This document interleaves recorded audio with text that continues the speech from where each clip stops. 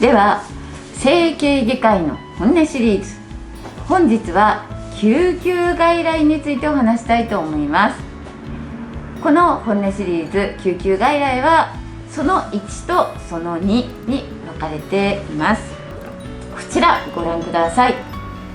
このサイズちょっとミニカーとは言いませんが、中くらいのカーということで、こういった模型の車ですね。私が、約20年ぐらい前に枕の救急車を作りたいと思って、どこにでも枕の困ってる人がいたらこれに乗って駆けつけたいという思いで作った、救急車なんです。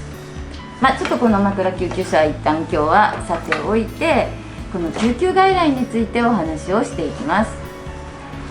私も開業医ですので、開業しているクリニックのある神奈川県の相模原市の救急外来には時々2、3ヶ月に1回ぐらいお手伝いに行くことがあります。そこでは、小児科、内科、外科という3つの診療科目に分かれているので、整形外科医だからといって整形外科のみの患者さんを見るのではなく、外科系全般の患者さんを見なければいけません。そうなるとですね、若い頃でしたら、救急外来にも勤務しましたし、当直に行けば全科を見ていたので、さまざまな科の知識があったんですが、卒業して25年も経つと、いい意味でも悪い意味でもそういう広い知識っていうのはだんだん薄れてきて、専門バカというか専門一筋になってしまうんですよね。それはこの救急外来全般の患者さんを見る上では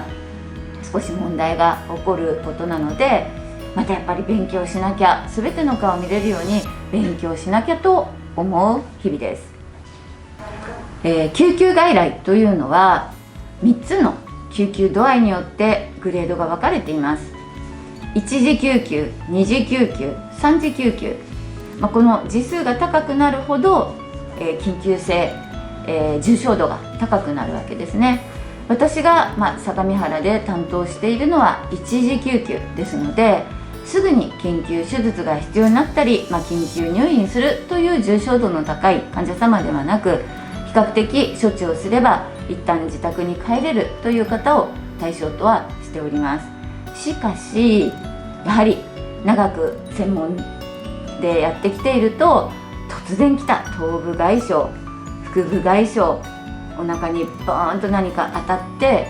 内臓に何か問題が、出血があるかもしれない。特に、高齢者やとても小さい小児、赤ちゃんまで見るので、そういった場合は少々焦りますよね。で、どうするかというと、これ日々準備、そして復習大事ですので、もう3年ぐらい行っておりますが、だんだんどういう患者様が来るかも分かってきたので、しっかりと体験した患者様の症例に関しては復習をすること、そして想定される疾患に関しては予習をすること、大事になってきます。昔だったら、25年前だったら、救急マニュアルとかですね、専門ガイドブック、ちっちゃい本を携帯していつもちょこちょこ勉強してたんですけれども、今や時代も変わり、インターネットの時代ですので、 YouTube とかネット情報、こういったものでさらっと勉強し、特に重要なところはしっかりと読んで知識を入れた上で 2、3ヶ月に1回救急外来に行っております。次回はもっと具体的な体験談についてお話したいと思います。